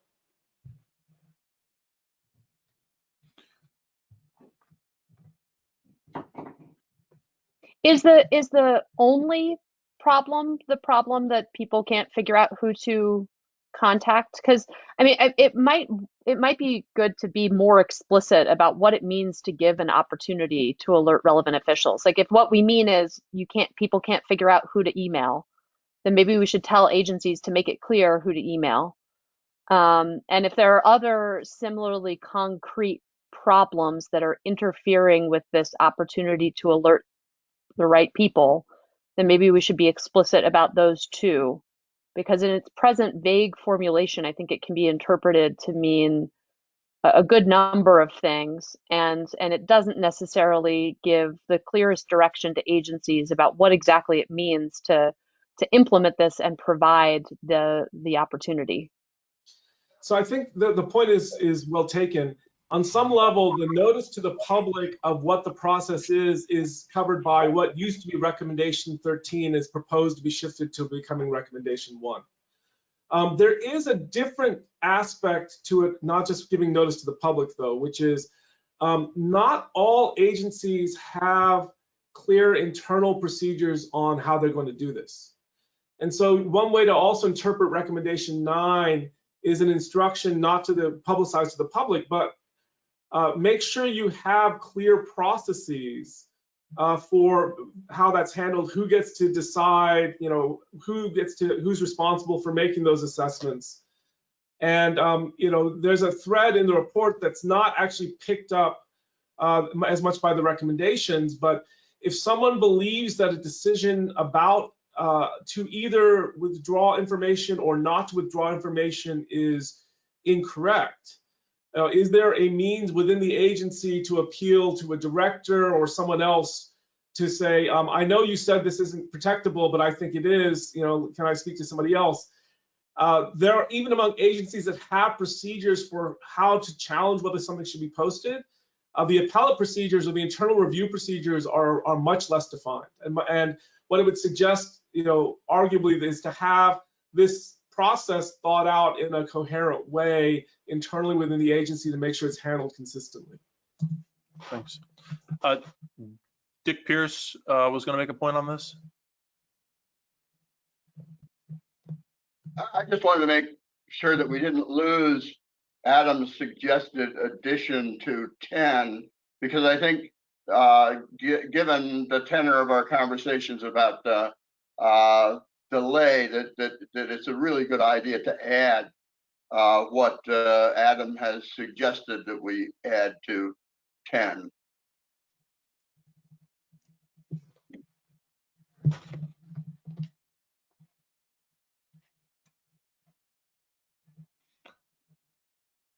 Sure, Christopher. Oh, are you making the okay sign? I'm agreeing with Dick. Okay. So well, I also agree with Dick's agreement with me, so that simplifies things. But anybody else? But to me, this is just to try to weave together the things we're hearing. This would be consistent with Rebecca Orban's concern to try to make it as much the responsibility of the commenters as possible, and acknowledging we're not promising that nothing that you submit that you shouldn't have submitted will get posted. On some level, you bear as much of that responsibility as you can. And the rulemaking process needs this to be cleared, not just for public posting, but for revealing to the staff who've got to get this, who's got work to do. So this solution is consistent with that comment. And it's up to the committee to decide if they want to, how they want to handle that. Okay. So one last time, is there anybody who'd like to speak in favor of expressly calling for delay before comments are posted in order to screen for these things? Okay, if the basic sense of the committee is that delay is that we need to eliminate that, then let's move forward and cut out the lines that suggest that there should be a delay. So cut out the later lines. So we just have the first sentence: agencies should give submitters an opportunity to alert relevant agency officials to any personal information they inadvertently included in their comments.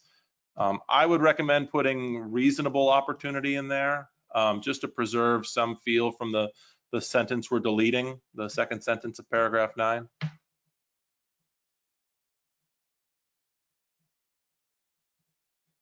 And then per Dick Pierce's agreement with me, including at the end of paragraph 10, I guess we say is not publicly disclosed, comma, or if already disclosed is removed as promptly as possible, which I feel like my grammar teacher is shouting at me that's a terribly constructed sentence. Maybe it's a semicolon or comma, if already disclosed, comma, is removed as promptly as possible.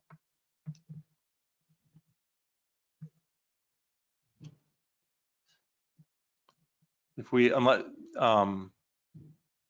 there are any further comments on that or any objections, if not, we'll bring that part of it to a close. Andrew Emery.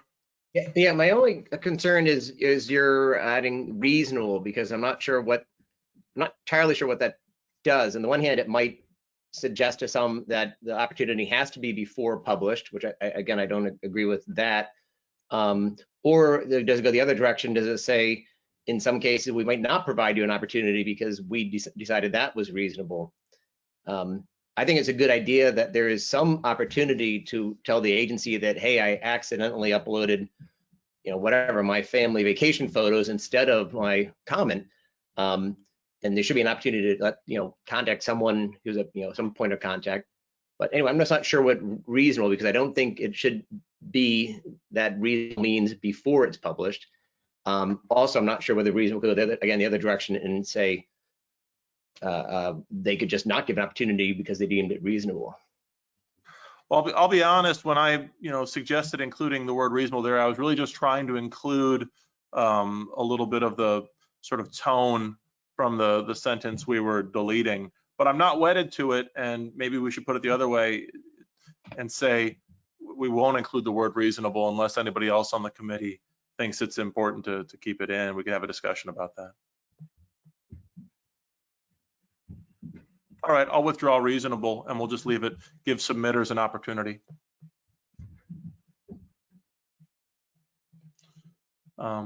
Is everybody, I guess, are there any further comments on paragraphs 9 and 10?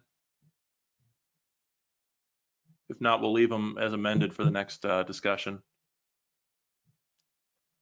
Okay, Bertrell Ross has a comment on what was originally paragraph 13, paragraph 13C. Maybe we'll turn to that and to paragraph 13 more generally. Bertrell, would you like to start? Yeah, thank you. So as I see this, I think that there's kind of this competing impulses, not necessarily to encourage anonymous submissions, but also not to dissuade them.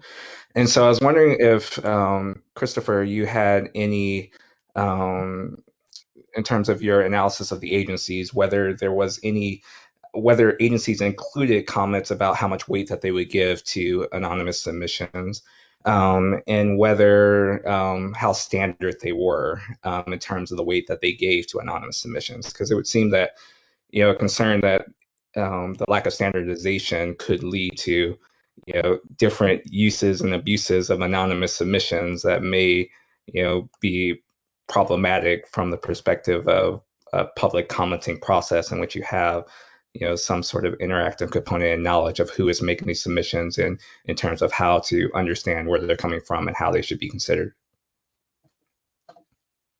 So I would say that the agencies varied widely in terms of the frequency with which they received anonymous submissions. There are agencies which are really just get, a dozen business-oriented submissions for very closely followed rules. As you famously know, some agencies, particularly the Federal Communications Commissions, have received 10 million plus. And many of them are anonymous. Many of them may as well be anonymous. They're just mass mailings, identical submissions that really the identity doesn't really matter as much. Kellen, I'll ask you if there's something that I'm forgetting, but we didn't see a clear sense of how agencies would explain how they would handle anonymous submissions.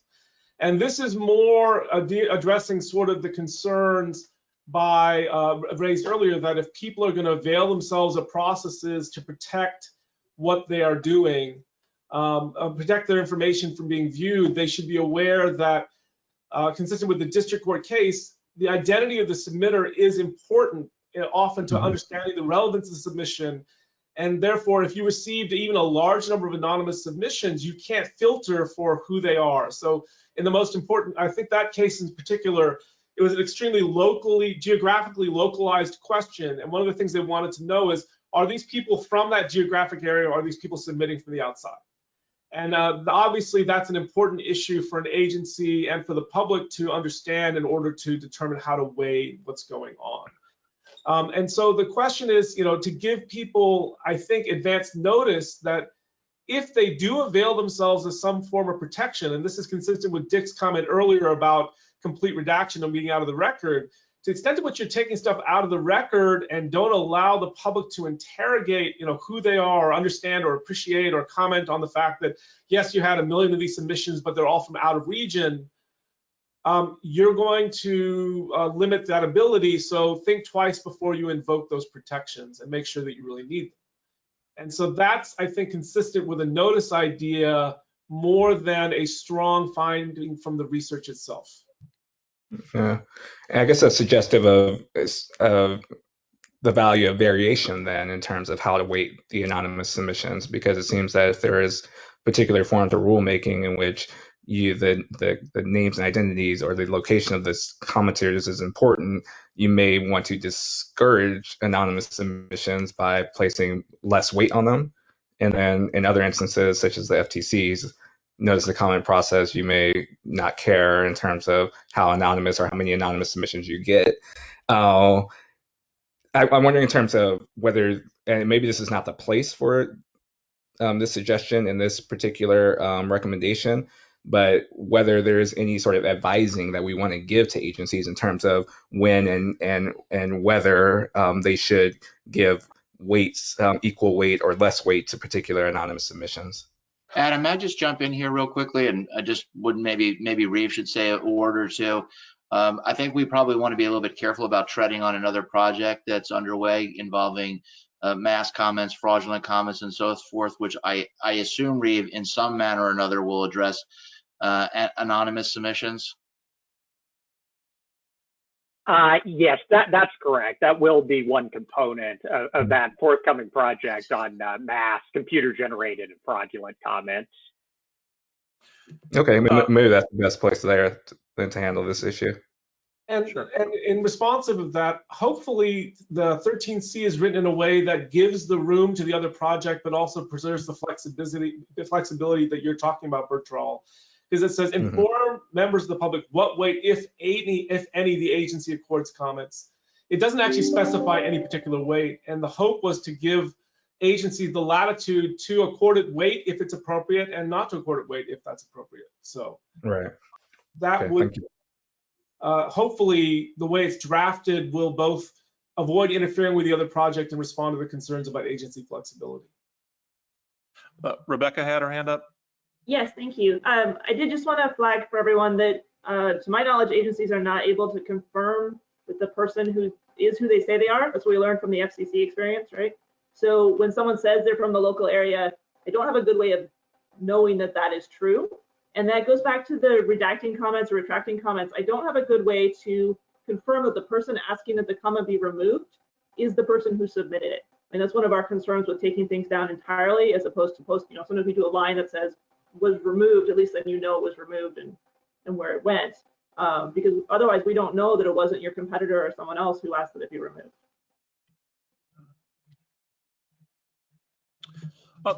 On this question about paragraph 13C, and it seems to me the comment or the draft language for 13C is really just downstream of 13B, having raised the issue of agencies affirmatively telling the public how to submit comments anonymously. Then there's the related question of, well, what weight do anonymous comments give?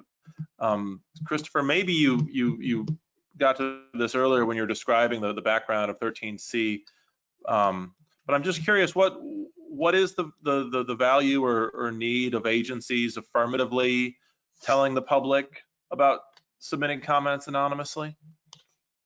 The idea is that to the extent to which an agency is going to, let's say an agency applies a 100% discount to anonymous comments. That may or may not want to, but that's one range. You should tell, the argument would be, if that were your policy, you should probably tell commenters before they submit what will amount to be a useless comment that by invoking the anonymity provision, that's what's going to happen.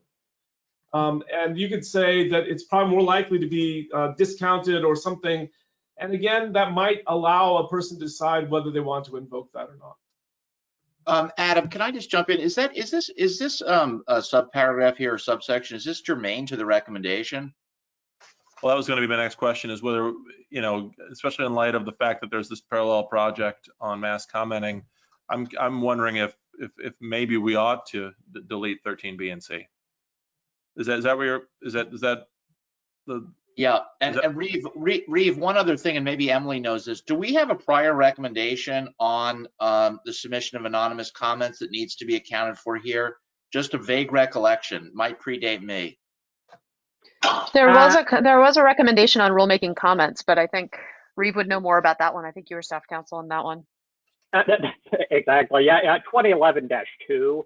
And if I remember correctly, I think basically we didn't take a position one way or the other as to whether or not agencies should be able to submit anonymous or permit anonymous comments. We basically just flagged that as something that the agency should identify if, you know, indeed they are accepting anonymous comments. So I would sort of agree with the general thrust that it seems like B and C are probably not necessary to address in the context of this recommendation.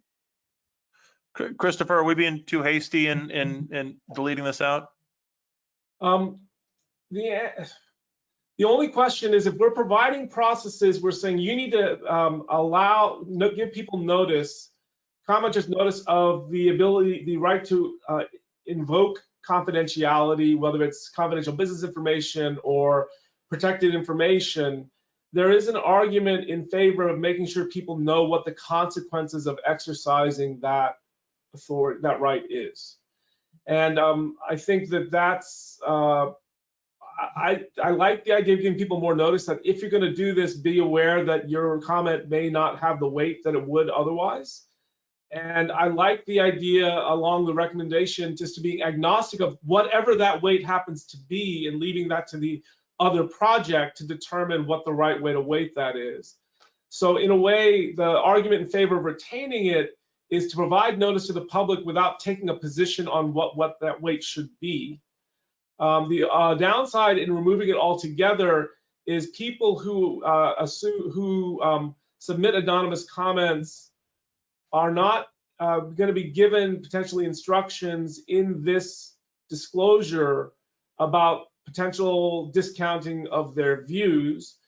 Although if the other project's going to make a specific recommendation along those lines, that may not be of as much concern.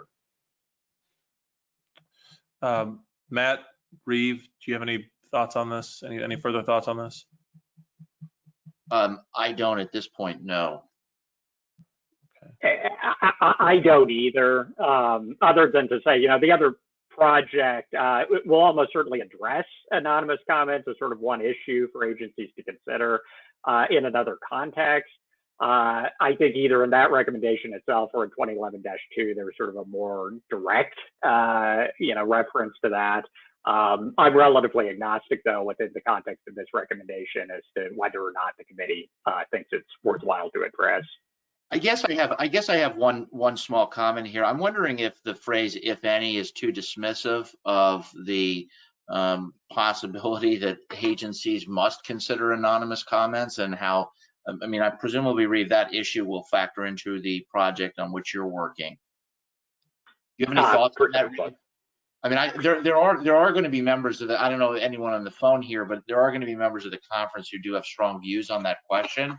And I don't know if the phrase "if any" is too dismissive of anonymous comments. Do you have any thoughts on that? Yeah, I would tend to agree. You know, I think as a general matter, the government people can correct me if I'm wrong, but I think as a general matter, there is an opportunity to provide it, to submit an anonymous comment to the agency, either explicitly or somebody can just, fail to provide his or her name. So, I think it would be an unusual practice not to allow it at all. So yeah, I think I'd sort of agree with the thrust of Matt's suggestion there.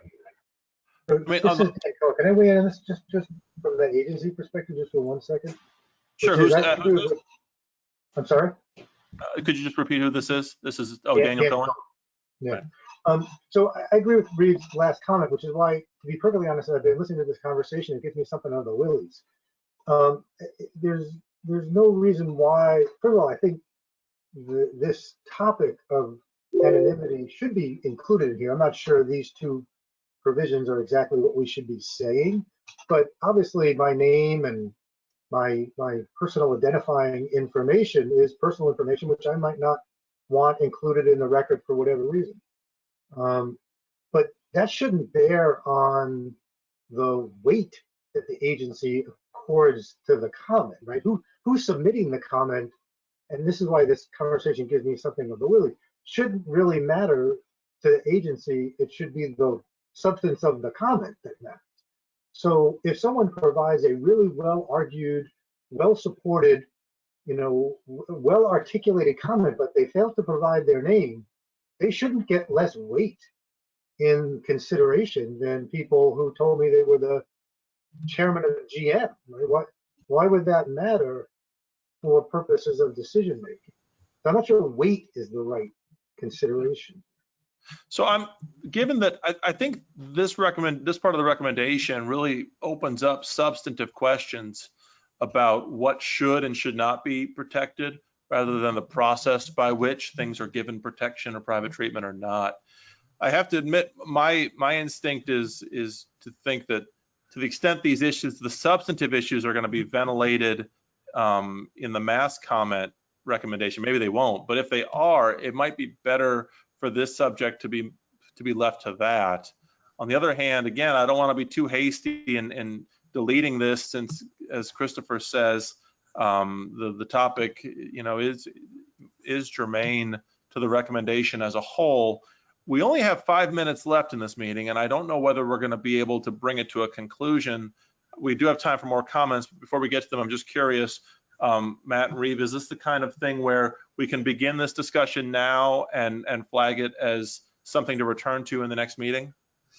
Sure, and return to the next meeting, and we can also circulate, perhaps if it's helpful, a description of what subjects the other project is taking up.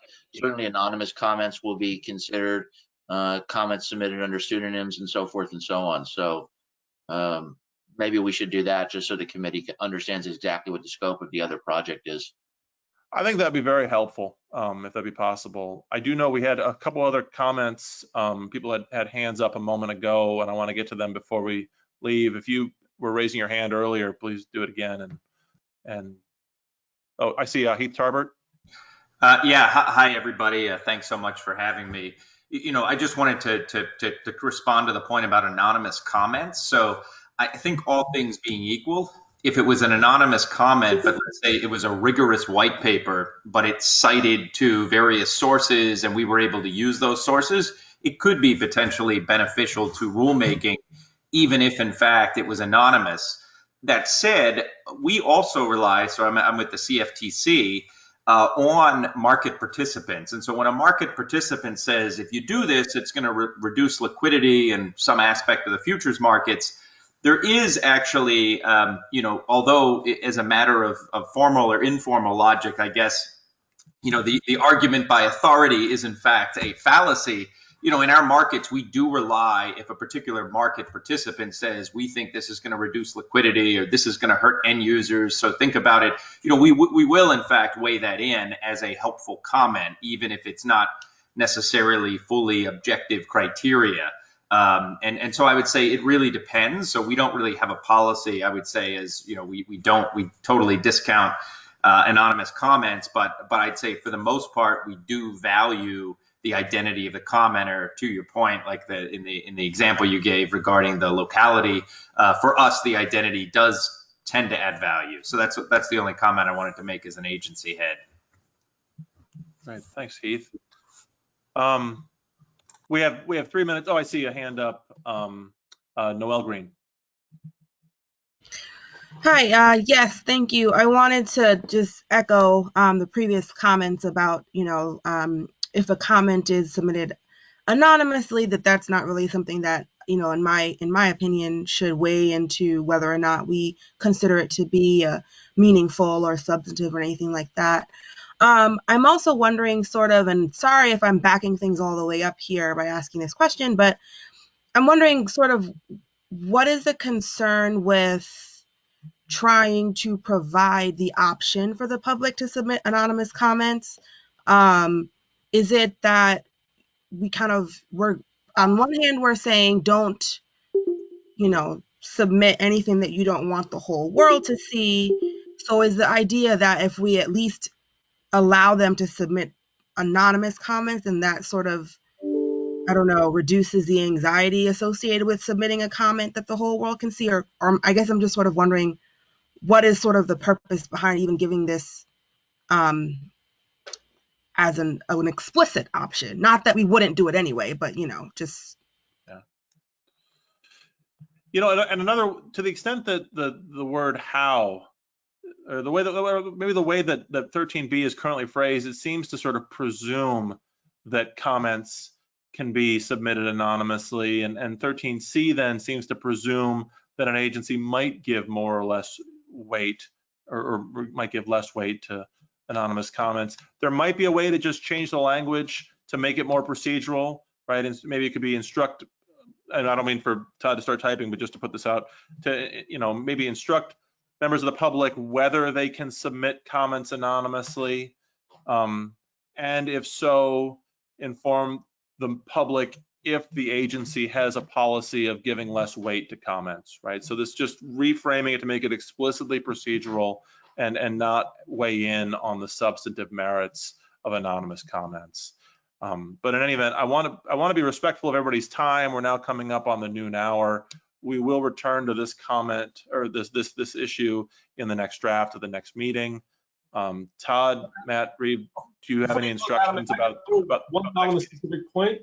We don't actually even have to talk about weight. We can just say, and whatever implications follow from invoking anonymity or something like that, to not even make it directed towards weight, because there may be other implications. And there are people who would want to participate in proceedings who depend on anonymity for personal safety, any one of a number of reasons, or whistleblowing, or you name it. It could be for very good reasons.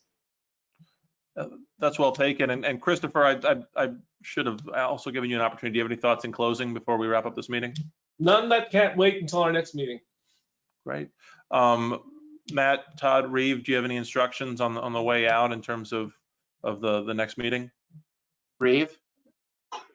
Only to say, we will circulate a revised version of the recommendation that includes the edits reflected at this meeting, and then we can, pick up in the next meeting any follow-up points people have on the issues that have been discussed and modified, and then go through the remainder of the recommendations that we didn't get to today. So keep an eye out for a revised version of the recommendation in the next few days. I think the preamble could probably use a few revisions in light of the discussion, and will be up to Adam ultimately in terms of the order in which he wants to take the preamble. Yeah. Okay. All right, everybody. Well, thanks for joining us today, and hopefully you can join us again for the next meeting. Thank you, Adam. Well done. Thank you. Thank you all. Everyone. Thank you. Thanks. Take care.